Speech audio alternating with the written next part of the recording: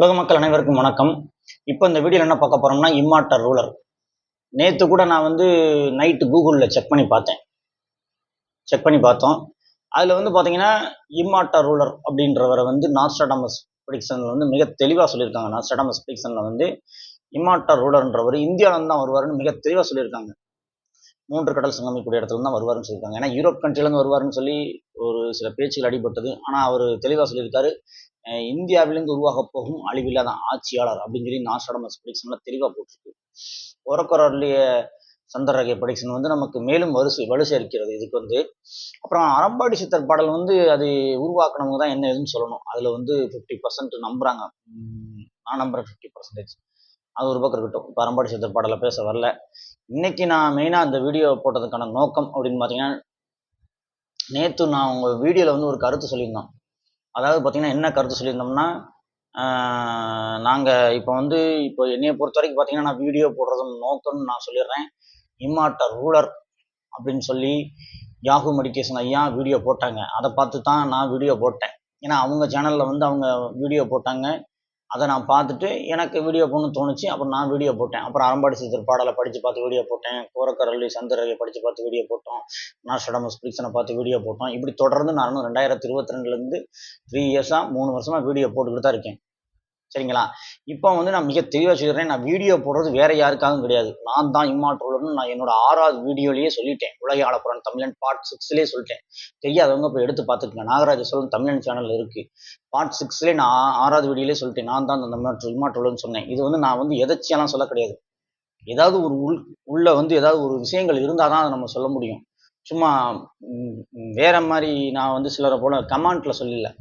யாரும் வீடியோ போடுறாங்க, நான் போய் கமெண்ட் பண்ணி சொல்லலை. நானே வீடியோ போட்டு சொல்றேன்னா, இதுல அவர் வெளிப்படக்கூடிய காலம் 500 ஆண்டுகளுக்கு மேலாக அவரை தேடுவாங்க. அவர் அந்த 500 ஆண்டுகளுக்கு அப்புறம் இந்த 2025 24 இந்த காலகட்டத்தில் தான் வெளிப்படுவாருன்னு சொன்னாங்க. இப்போ 24 முடிஞ்சு 25, இப்போ 25ல் இருக்கும். இந்த காலகட்டத்தில் வெளிப்படுவாருன்னு சொல்லியிருக்காங்க. ஸோ அப்போ அதைத்தான் நான் சொல்கிறேன். நான் மற்றவங்களுக்காக வீடியோ போடலைங்க. ஏன்னா நிறைய பேர் கமெண்ட்டில் நான் தான் சொல்கிறீங்களா, நான் உங்களை தேடிட்டு இல்லை, நான் என்னையே தான் சொல்கிறேன் இம்மார்ட்டல் ரூலர்னு. ஏற்றுக்கிறவங்க ஏற்றுக்குங்க, ஏற்றுக்காதவங்க போங்க. அதை பற்றி எனக்கு 1% கூட கவலை கிடையாது. சித்தர்கள் வழிகாட்டினாலோ சிவன் முருகன் வழிகாட்டினாலோ நான் ஆட்சி அமைக்கிறதுக்கான சாத்தியக்கூறுகள் இருந்தால் பார்ப்போம். இல்லைன்னா நாங்கள் ஏதாவது அரசியல் அந்த மாதிரி இறங்கிட்டு போயிட்டே இருப்போம். சரிங்களா? ஏதோ உட்காந்து வருத்தப்பட்டு எனக்கு நான் ஒன்றும் இதில் 100 கோடி இன்வெஸ்ட் பண்ணல. இது சித்தர்கள் ப்ரெடிக்ஷன்லாம் இருக்குது, நாஸ்ட்ராடமஸ் ப்ரெடிக்ஷன்லாம் இருக்குது. சரிங்களா? இந்த மாதிரி ப்ரெடிக்ஷன்ஸில் இருக்கிறதுனால எனக்கு வீடியோ போடும்போது தோணுச்சு. எனக்கு சில அந்த அங்க அடையாளங்கள் அது மட்டும் இல்லாது நான் மற்றவங்கள மாதிரி மச்ச இருக்குன்னு சொல்லி வீடியோ போடல. அந்த அறம்பாடி சித்தர் பாடலில் இருக்கிற 50% எனக்கு அப்படி பொருந்துச்சு. யாஹூ மெடிடேஷன் ஐயா சொன்னதில் 100% பொருந்துச்சு. அதுக்கப்புறம் பார்த்தீங்கன்னா, நாஸ்ட்ராடமஸ் ப்ரெடிக்ஷன்ஸில் கூட சிலர் மற்ற யூடியூப் சேனலில் ரிசர்ச் பண்ணி சொன்னாங்க. அதுவும் எனக்கு அப்படியே பொருந்துச்சு. அக்னிக்கிழமை சேனலில் கூட சொன்னாங்க சில விஷயங்கள் அது அப்படி எனக்கு மேட்சாச்சு. அக்னிக்கிழமை கூட திருப்பி வீடியோ போட்டாங்கன்னா நல்லாயிருக்கும். அவங்க சூப்பராக பேசுவாங்க. ஸோ அப்போ அவங்களும் கூட திருப்பி இந்த இம்மார்ட்டல் ரூலர் பற்றி வீடியோ போட்டாங்கன்னா நல்லாயிருக்கும். ஏன்னா இம்மார்ட்டல் ரூலர் பற்றி வீடியோ போடுறவங்களோட எண்ணிக்கை குறைஞ்சிருச்சு. அதுவே எனக்கு கொஞ்சம் வருத்தமாக இருக்குது. திருப்பி வீடியோ போடுங்க. இந்த ஆண்டு கண்டிப்பாக இம்மார்ட்டல் ரூலர் வெளியே வருவார். ஆனால் நான் வீடியோ போடுறது நான் இம்மார்ட்டல் ரூலர் தேடிக்கிட்டு கிடையாது. ஏன்னா கேரளாலேருந்து கமெண்ட் பண்ணுறாங்க அப்படிங்கும்போது அவங்க நினச்சிக்கிறாங்க நான் உங்களை தேடிக்கிட்டு இருக்கேன். உங்களை நான் தேடலை, எனக்காக தான் நான் வீடியோ போடுறேன். ஓப்பனாகவே சொல்லிட்டேன் இந்த வீடியோவில். போன வீடியோவில் கூட நான் சொல்லியிருந்தேன், எல்லாரும் ஒன்றா இணைஞ்சு இம்மார்ட்டல் ரூலர் தேடல் இருக்கவங்க எல்லாம் ஒன்றா இணையலாம் அப்படின்னு சொன்னேன். அது ஒருத்தர் கூட சொன்னார், தங்க மேனியன் சொல்லி ஒருத்தர் கமெண்ட் பண்ணி வச்சிருக்காரு. இப்படி புதுசாக பேரில் நெகட்டிவ் கமெண்ட் கொடுக்குறாங்க. அந்த தங்க மேனியன் தேவையில்லாத நெகட்டிவ் கமெண்ட் கொடுத்து வச்சிருக்காரு. பிப்ரவரி 8 நாங்கள் போய் ஏதோ சொதப்பிட்டோம் அப்படின்னு சொல்லி ஏதோ நாங்கள் அங்கே போய் உட்காந்து சரக்கு அடிச்சுக்கிட்டு இருந்தோம். போய் நல்ல ஒரு நேர்மையான ஆட்சியாளர் வருகிறார் அப்படின்னு சொல்லி இதை பிரதமர் கவனத்துக்கு கொண்டு போங்கன்னு சொன்னோம். அந்த விஷயம் பார்த்தீங்கன்னா யூடியூப் சேனலில் பூரா பெரிய பெரிய யூடியூப் சேனலில் போட்டாங்க. அந்த விஷயம் வெளியில் வந்துச்சு. ஒரு சென்னை பத்திரிகையாளர் மன்றத்தில் போய் இந்த விஷயத்தை தைரியமாக பேசிட்டு வந்திருக்கோம். ஒரு இம்மார்ட்டல் ரூலர் அழிவில்லாத ஆட்சியாளர் வருகிறார், தமிழ்நாட்டிலேருந்து வருகிறார், அவர் இந்தியாவின் தலைமை பதவிக்கு வருவார்னு, இந்தியாவின் பிரதமராக வருவார்னு சொல்லிட்டு வந்திருக்கேன். தைரியமா நான் தான் பேசினேன். இன்னும் அந்த வீடியோ இருக்கு, இப்போ எடுத்து பார்த்துக்குங்க. சரிங்களா? அதனால இதில் நெகட்டிவாக பேசுகிற ஒன்றும் இல்லை தங்கமணியன். நீங்கள் வீடியோ பார்க்க வேண்டாம் தங்கமணியன். ஏன்னா நெகட்டிவ் கமெண்ட் கொடுக்குற ஒரு 5 பேர் மட்டும் நீங்கள் ஆட்டோமேட்டிக்காக அன்சப்ஸ்கிரைப் பண்ணி போயிருங்க. நீங்களாம் வீடியோ பார்க்காதீங்க.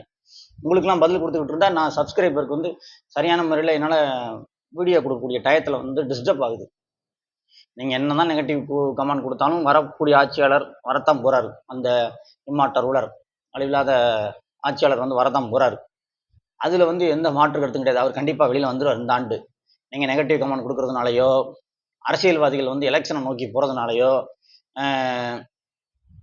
இப்போ இந்த விஷயங்களை இந்திய அரசு மூடி மறைக்கிறதுனாலயோ இது வந்து நிக்க போறது கிடையாது. இது கண்டிப்பா எப்படியா இருந்தாலும் வெளியில வரப்போகுது. கண்டிப்பா அவர் ஆட்சி அமைக்கிறதுக்கு சித்தர்கள் வழிகாட்டினாங்கன்னா அவர் கண்டிப்பா ஆட்சி அமைக்கத்தான் போறாரு. அவருக்கு ஆட்சி அமைக்கிறதுக்கு ஏன் பிஜேபியே கூட ஹெல்ப் பண்ணும். பிஜேபி ஹெல்ப் பண்ணா நான் எதுக்கு தயாராகிட்டேன். அதையும் சொல்லிட்டேன் நான். ஏன்னா நான் இப்போ பிஜேபியோட விமர்சனங்கள் எல்லாம் குறைச்சிட்டேன் பார்த்தீங்களா. ஏன்னா பிஜேபி தான் இன்னைக்கு வந்து இந்தியாவின் தலைமை பதவியில் இருக்காங்க. அவங்க கூட நம்ம கொஞ்சம் அனுசரித்து போகிறது நல்லது. ஏன்னா எனக்கு வந்து பிரம்மரிஷி மலையிலேருந்து ஒருத்தர் ஃபோன் பண்ணார். ஐயா பிஜேபி வந்து இன்னைக்கு மத்தியில் ஆட்சியில் இருக்காங்கன்னா அதற்கான காரணமே வந்து சித்தர்கள் வந்து அந்த மாதிரி ஒரு வாய்ப்பை ஏற்படுத்தி கொடுத்துருக்காங்க அப்படின்னு சொல்லி எனக்கு அங்கேருந்து சில இன்ஸ்ட்ரக்ஷன் கொடுத்துருக்காங்க. ஸோ அதனால் அவங்கள நான் விமர்சிக்க வேண்டிய அவசியம் இல்லை. ஆனால் அவங்க செய்யல தவறுகளை நான் சுட்டி காட்டுவேன். அதுக்காக நான் அவங்க பக்கம் சாஞ்சிட்டேன், பணம் வாங்கிட்டேன்னு நினைச்சிடாங்க. மணிப்பூர் கலவரத்துக்கு காரணம் வந்து பிஜேபி தான். அது வந்து தவறு. மணிப்பூர் கலவரெல்லாம் வந்து பாவம் அப்பாவி மக்கள் பாதிக்கப்பட்டாங்க. அதெல்லாம் என்னால் ஏற்றுக்க முடியாது. அதுக்கு வந்து காரணம் வந்து அந்த நாட்டு பிஜேபி, அந்த ஸ்டேட்டோட பிஜேபி, சரிங்களா. அது உள்நாட்டு கலவரம். அதனால வந்து அதில் ஆர்எஸ்எஸ்க்கு சம்மந்தம் இருக்கும் போல. சில பிஜேபின்ற ஒரு நல்ல கட்சி தான். இந்த ஆர்எஸ்எஸ் தலையீடு இல்லாமல் அந்த கட்சியை வந்து அவங்க இன்னும் கொஞ்சம் புனிதப்படுத்தினாலும் நல்லா இருக்கும். அவ்வளோதான் என்னைய பொறுத்த வரைக்கும். ஆர்எஸ்எஸ் அப்போ கெட்ட இயக்கமானு கேட்டால் அது எனக்கு தெரியாது. என்னைய பொறுத்த வரைக்கும் அதுலேயும் சில நல்ல தலைவர்கள் வந்தால் நல்லா இருக்கும். ஏன்னா இந்தியாவை பிஜேபி வழி நடத்தக்கூடிய ஆர்எஸ்எஸ் இயக்கம் இன்னும் கொஞ்சம் தங்களை மாற்றிக்கிட்டாலும் நல்லது. அதில் இருக்கக்கூடிய லீடர்ஸ் எல்லாம் ஏன்னா சில பேர் நான் அவங்ககிட்ட சாஞ்சிட்டேன்னு நினைக்க வேண்டாம். எனக்கு ஆர்எஸ்எஸ் பிடிக்காது, அதையும் சொல்லிடுறேன். ஏன்னா சிலருக்கு பிடிக்கலாம், ஆனால் எனக்கு பிடிக்காது. எனக்கு வந்து மனிதாபிமானம், மனித நேயம், அன்பு, பிறர் உயிர்களுக்கு தீங்கிழைக்காமல் வாழணும், இதுதான் என்னோட கொள்கை. ஆனால் ஆர்எஸ்எஸ் சில நேரம் வன்முறையில் இறங்குறாங்க. அப்போ அந்த கொள்கைகளை நான் எதிர்த்து இந்த வீடியோலே சொல்லிட்டேன். ஏன்னா நம்ம என்ன நிலைப்பாட்டில் இருக்கோன்ற தெளிவாக சொல்லிட்டேன். எனக்கு பிஜேபி எனக்கு பிடிக்கும். பிஜேபியை வந்து சித்தர்கள் அனுமதிச்சனால தான் அவங்க ஆட்சியில் இருக்காங்க. ஏன்னா காங்கிரஸ் ஏன் எனக்கு பிடிக்காதுன்னா இலங்கையில் முள்ளிவாய்க்கால் படுகொலை 1,00,000 பேர் இறந்தாங்க. அப்படிப்பட்ட ஒரு இயக்கத்துக்கு நம்ம எப்படி திருப்பி ஆதரவு கொடுக்க முடியும். உண்மையான தமிழன் வந்தால் காங்கிரஸுக்கு ஓட்டு போட்டுருக்க கூடாது. ஆனால் சில பேர் திமுக காங்கிரஸ் கூட்டணிக்கு ஓட்டு போட்டுக்கிட்டு இருக்கீங்க. அது மிகப்பெரிய தவறு. நீங்கள் மறந்து ஓட்டு போட்டுக்கிட்டு இருக்கீங்க. 2009 நடந்த போர், உச்சகட்ட போர் இலங்கையில், அதை மறக்க முடியுமா சொல்லுங்க. எப்படி துரோகத்தை இழைச்சிச்சு காங்கிரஸும் திமுகவும், அதை மறக்க முடியாது, என்றளவும் மறக்க முடியாது. அதனால தான் நான் அந்த 2 கட்சிகளையும் கடுமையாக தாக்கிக்கிட்டு இருக்கேன். பாரதிய ஜனதா என்பது சில நேரங்களில் சர்வாதிகார போக்கில் நடந்துகிட்டு இருக்காங்க. அவங்க கொஞ்சம் மாற்றிக்கிட்டாங்கன்னா எனக்கு அவங்களுடைய எதற்கு இப்போ நம்ம அப்படி சொல்கிறோன்னா, இம்மாற்றல் வெளிவரும்போது இருக்கக்கூடிய ஆட்சியாளர்கள் அவருக்கு கொஞ்சம் ஹெல்ப் பண்ணக்கூடிய சூழ்நிலையில் வரும்போது பிஜேபியோட உதவி கிடைத்தால் ஏற்றுக்கொள்வோம். அப்படி கிடைக்காட்டாலும் நாங்கள் யார்கிட்டையும் போய் இது பண்ண போகிறது கிடையாது. எங்களுக்கு எப்படியாவது இறைவன் உதவுவார். ஏன்னா இம்மாற்றலுக்கு ஏலியன்ஸே ஹெல்ப் பண்ணுவாங்கன்னு சொல்லியிருக்காங்க. அதனால நாங்கள் அந்த தைரியத்தில் இருக்கோம். எனக்கு சில இடங்கள்லேருந்து லிங்க், வெளியிலேருந்து நிறையா லிங்க் வந்துகிட்டு இருக்கு. நம்ம நாட்டில் மட்டும் இல்லை, வெளிநாட்டிலேருந்தே லிங்க் வந்துட்டு இருக்கு என்னோட வீடியோ பார்த்து. அதன் மூலம் புரிஞ்சுங்க. அதனால நான் 3 மாதத்தில் இம்மாற்றல் வெளிவருவான்னு தைரியமாக சொல்லிட்டு இருக்கேன். ஸோ வெளிநாட்டிலேருந்தே சில லிங்க் வந்திருக்கு. இது வந்து அது வந்து என்ன ஏதுன்னு உங்களுக்கு உடனே சொல்ல முடியாது. ஒரு ஆகஸ்ட் செப்டம்பர் மாதம் எல்லாத்தையும் முழுமையாக நம்ம அறிவிச்சிடலாம். வீடியோ போடுறது எனக்கு தான். இன்னொன்று, என்கிட்ட ஒரு ஃப்ரெண்ட் இருக்கார். அவர் குண்டலினி சக்தியை எழுப்பி ஆக்டிவேட் பண்ணி சர்டிஃபிகேட்லாம் வாங்கி வச்சிருக்காரு, டாக்டர் சர்டிஃபிகேட். அவர் நேம் பெஞ்சமின். அவர் நம்மளோட க்ளோஸ் நண்பர் தான், அண்ணன். அந்த அண்ணன் வந்து எனக்கு வந்து நிறைய உதவிகள் பண்ணுறேன்னு இருக்கார். குண்டலினி சக்தியை எழுப்பி, அவருக்கான பதவி ஆசை கிடையாது. ஐயா நீங்கள் போய் ஆட்சியாளராக உட்காந்துக்குங்க, நான் இம்மாற்றலாக இருந்துக்கிறேன்றார். இம்மாற்றல்னா அழியாத தன்மை. ஏன்னா குண்டலினி சக்தி அவர் எழுப்பிட்டார். அது இம்மாற்றல் தன்மையில் அவர் இருக்கார். உண்மைதான், டாக்டர் சர்டிஃபிகேட் வாங்கி வச்சிருக்காரு. அவரை நான் பேட்டி எடுக்க தான் போகிறேன். அவர் எப்போ ஊருக்கு வராரோ, வெளிநாட்டில் வேலை செஞ்சுட்டு இருக்காரு. அவர் எப்போ ஊருக்கு வராரோ சர்டிஃபிகேட்லாம் எனக்கு அனுப்பிட்டார் வாட்ஸ்அப்பில். அதனால் நான் உங்களுக்கு காட்டணும் அவசியம் இல்லை. அவர் வந்து கிட்டத்தட்ட 10 வருஷமாக அந்த தியானத்தில் உட்காந்து குண்டலினி சக்தி ஆக்டிவேட் பண்ணியிருக்காரு. அவரே அமைதியாக இருக்கார். அவர் என் கூட பேசும்போது பார்த்தீங்கன்னா அவர் அவ்வளோ அழகாக பேசுவார், மரியாதை கொடுத்து. ஸோ அப்படி இருக்கக்கூடியவங்க நீங்களாம் நெகட்டிவ் கமெண்ட் வந்து எனக்கு கொடுத்துக்கிட்டு இருக்கீங்க. எனக்கு அறம்பாடி சித்தர் பாடலில் போட்டது மட்டும் இல்லாது யாகு மெடிடேஷன், நாஸ்டாடமஸ் ப்ரெடிக்ஷன் எல்லாமே மேட்ச் ஆனதுனால தான் நான் என்ன வந்து முன்னிறுத்துறேன். ஏற்றுக்கிறது ஏற்றுக்காது உங்கள் இஷ்டம், அவ்வளோதான். நான் யாரையும் கெஞ்ச போகிறதில்ல. நாங்கள் வந்து தனியாகவே ஆட்சி அமைப்போம், பெரிய ஆட்சி அமைப்போம், சித்தராட்சி அமைப்போம். என் வாட்ஸ்அப் குழுவில் இருக்க உறுப்பினர்களே எனக்கு போதும். நேற்று கூட மீட்டிங்கில் எல்லாரும் ஒன்று சேரலாமா கேட்டேன். அதில் சில பேருக்கு விருப்பம் இல்லை, ஒரு நெகட்டிவ் கமெண்ட் வந்திருக்கு. விருப்பம் இல்லாட்டா விட்டுறட்டும். நாங்கள் அப்படியே மீட்டிங் போட்டாலும் கண்டிப்பாக எங்கள் வாட்ஸ்அப் குழுலேருந்து அது ஒரு 11 பேர் வருவோம். வெளியிலேருந்து ஒரு 10 பேருக்கான அழைப்பு கொடுப்போம். அந்த 10 பேர் வேணால் அந்த பிற சேனல்காரங்களை கூப்பிடுவோம். எங்கள் சேனல் பார்க்குறவங்களையும் கூப்பிடுவோம். ஒரு 10 பேருக்கு வேணால் வெளியிலேருந்து கூப்பிடுவோம். ஒரு 11 பேர் நாங்கள், மொத்தம் 21 பேர் உட்காந்து ஒரு மீட்டிங் போகலான்னு பிளான் பண்ணியிருக்கோம். அது இப்போ இல்லை, ஒரு 3 மாதம் ஆகும். இந்த ஆண்டு இறுதிக்குள்ளே கண்டிப்பாக ஒரு மீட்டிங், ஆலோசனை கூட்டம் பண்ணலாம். முடிஞ்ச அளவுக்கு செப்டம்பர் மாதத்துக்குள்ளே பண்ணிடலாம் அப்படின்னு நினைக்கிறோம். அதனால நான் வீடியோவில் வந்து உங்களுக்கு பேச வேண்டிய விஷயங்கள்லாம் சொல்லிட்டேன், என்ன பிளானில் இருக்குன்றது. இதெல்லாம் இறைவன் தான் இதுக்கு வழிகாட்டணும். இது வந்து ப்ரிடிக்ஷன் சொல்லும் போது ஏன் எதிர்க்கிறாங்க? நீங்கள் தான் அப்படின்னா நீங்களும் வீடியோ போடுங்க. ஏன்னா நீங்கள் வீடியோ போட்டால் வியூஸ் போகாதுன்னா நான் என்ன பண்ண முடியும்? எனக்கு ஆண்டவர் அருள் கொடுத்துருக்காரு. நான் வந்து வீடியோ போட்டேன். மக்கள் சப்ஸ்கிரைபர் ஏற்றுக்கிட்டாங்க. நெகட்டிவ் கமெண்ட் கொடுக்குறதுன்னு பார்த்தா அதிகபட்சம் ஒரு 8 பேர் கொடுப்பீங்களா? அந்த 8 பேர் இப்பயே ஒரு அன்சப்ஸ்கிரைப் பண்ணிவிட்டு கிளம்பிடுங்க. உங்களுடைய ஆதரவு எனக்கு தேவையில்லை. நெகட்டிவாக பேசுகிறவங்க எதுக்கு நெகட்டிவாக பேசிக்கிட்டு இருக்கீங்க? அறிவில்லாத ஆட்சியாளர் இம்மாற்றோடர் வந்து வருவார் அப்படின்னு ப்ரெடிக்ஷன்ஸை போட்டிருக்குன்னா, அவர் வர வேண்டிய நேரத்தில் அவருக்கு வந்து என்னென்ன சக்திகள் உதவுவாங்கன்னா, சித்தர்கள், சிவன், முருகன் இவங்கெல்லாம் உதவி செய்வாங்க. கிருஷ்ணர் எல்லாம் உதவி செய்வாங்க. எல்லா கடவுளர்களும் உதவி செய்வாங்க. சரிங்களா? பஞ்சபூத சக்தியும் அவருக்கு உதவி பண்ணும். பிரபஞ்ச சக்தியும் அவருக்கு ஹெல்ப் பண்ணும். இங்கே இருக்கக்கூடிய பாலிடிக்ஸில் ஆட்கள் அவருக்கு வந்து அந்த இறைப்பாதையில் அவர் பணிக்கும் போது அவங்களுக்கு கூட ஹெல்ப் பண்ணுவாங்க பிஜேபிக்காரங்க. ஸோ இப்போ அவர் ஆட்சி அமைக்க போகிறது உறுதியாயிருக்கு. ஆனால் உறுதியான்றதை உங்களுக்கு நான் 3 மாதத்தில் சொல்லிடுறேன். போன வீடியோவில் கூட அதான் சொல்லியிருந்தேன். இன்னொரு 3 மாதத்துக்குள்ளே நான் சொல்லியிருப்பேன். ஏன்னா 3 வருஷம் சொன்னால் தான் நீங்கள் வந்து டவுட் பண்ணிக்கணும். ஸோ 3 மந்த் 4 மந்த்துக்குள்ளே ஒரு முக்கிய அறிவிப்பை நீங்கள் எதிர்பார்க்கலாம். அப்படி இல்லாத பட்சத்தில் டிசம்பர் வரைக்கும் தான் நான் வீடியோ போடுவேன். அதுக்கப்புறம் வேறு தலைப்பில் தான் வீடியோ போட முடியும். அதிகபட்சம் ஜனவரி மாதம், அதாவது 2026 ஜனவரி மாதம், தை மாதம் தான் வந்து எப்போவுமே இந்த அரம்பாடி சித்திர பாடல் அதான் சொல்லியிருப்பாங்க. ஸோ இப்போ அதிகபட்சம் நாங்கள் தை மாதம் வரைக்கும் இதுக்காக காத்திருக்கலாம். அதுக்கப்புறம் இதை பற்றி நாங்கள் பேச போகிறது கிடையாது. வேறு டைட்டிலில் தான் வீடியோ வரும் அதுக்கடுத்து. ஸோ அதனால் வந்து மக்கள் வந்து கமெண்ட்ஸ் பண்ணுங்கள். வேறு நான் வந்து குண்டலினி சக்தியை எழுப்பினவர் ஒருத்தர் நம்ம கூட இருக்காருன்னு சொல்லியிருக்கேன். அவர் நம்ம வாட்ஸ்அப் குழுவில் தான் இருக்கார். பெஞ்சமின் அப்படின்னு ஒருத்தர் இருக்கார். ஸோ எங்கள் வாட்ஸ்அப் குழுவிலே பணபலம் கொண்டவங்களாம் நிறையா இருக்காங்க. நாங்கள் வந்து கண்டிப்பான முறையில் எப்படியும் இணையாட்சி சித்தராட்சி அமல்படுத்த கடுமையான முயற்சியில் இருக்கோம். ஏன்னா வந்து நாங்கள் எதற்காக இதை வந்து இன்னொரு அரசியல் விஷயங்கள் இதில் பேசிக்கிறேன். ஒரு எம்எல்ஏக்கு சம்பளம் பார்த்தீங்கன்னா 2,50,000 கொடுக்குறாங்க. தமிழ்நாட்டின் முதலமைச்சர் சம்பளமும் 2,50,000 தான். ஸோ இவ்வளவு சம்பளங்களை வாங்கி கொண்டு கோட்ரஸ் வசதியும் கார் வசதியும் எல்லா வசதியும் இருக்குது. இந்த கோட்ரஸ் வசதி கார் வசதிலாம் உங்கள் வரிப்பணத்தில் வரக்கூடியது. சம்பளம்ன்றது மக்கள் வரிப்பணத்தில் வரக்கூடியது. 2,50,000 சம்பளம் வாங்கி கொண்டு இதர சலுகைகளையும் பெற்றுக்கொண்டு இவங்க மேலும் மேலும் ஊழல் செய்து கொண்டிருக்கிறார்கள். ஆளுங்கட்சி, சரிங்களா? ஆளுங்கட்சியும் ஊழல் செய்து, இதுக்கு முன்னாடி இந்த கட்சியும் ஊழல் செஞ்சுருக்கு.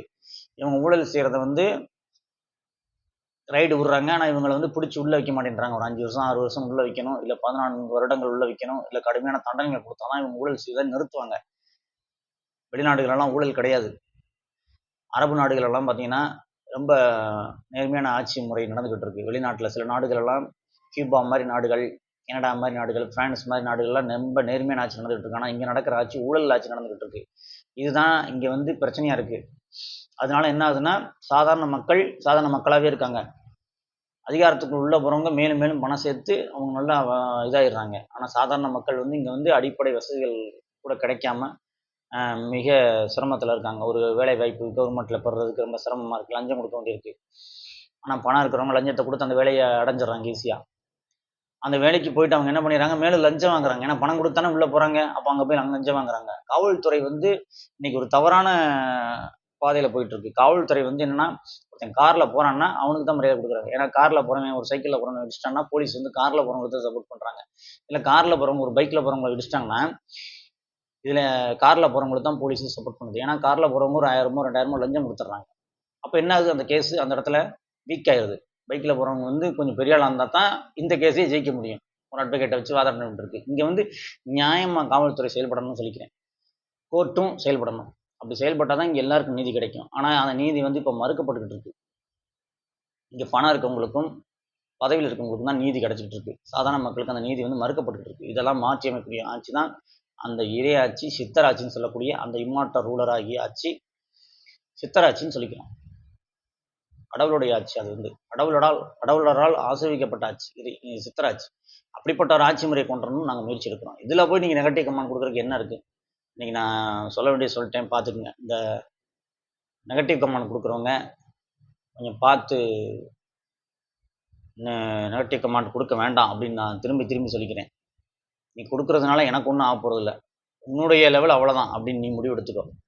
நெகட்டிவ் கமெண்ட் கொடுக்குறதுக்கு தான் உனக்கு தகுதி இருக்குது. அதுக்கு மேலே உன் தகுதி இல்லை, அவ்வளோதான் அப்படின்னு உடனே நான் திட்டிக்கிறேன். ஏன்னா எல்லா சேனல்லையும் இவங்க நெகட்டிவ் கமெண்ட் மட்டுமே தான் கொடுத்துக்கிட்டு இருப்பாங்க. அது எந்த சேனலாக இருக்கட்டும். ஒருத்தவங்க நல்ல ஒரு கருத்து சொல்கிறாங்கன்னா அதை ஏற்றுக்கணும். ஏற்றுக்கலான்ட்ட பேசாமல் கடந்து போயிடணும். வீடியோ பார்க்க பிடிக்காட்டி கடந்துட்டு போயிடலாம். ஃபுல்லாக 15 நிமிஷம் பாருங்கன்னு யாரையும் சொல்லலை. ஓம் நம சிவாய. வீடியோ முடிச்சுக்கலாம்.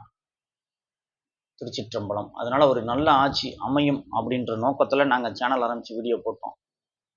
அது நிறைவேறும் அப்படின்னு நினைக்கிறேன். அடுத்த வீடியோ சந்திப்போம். நன்றி.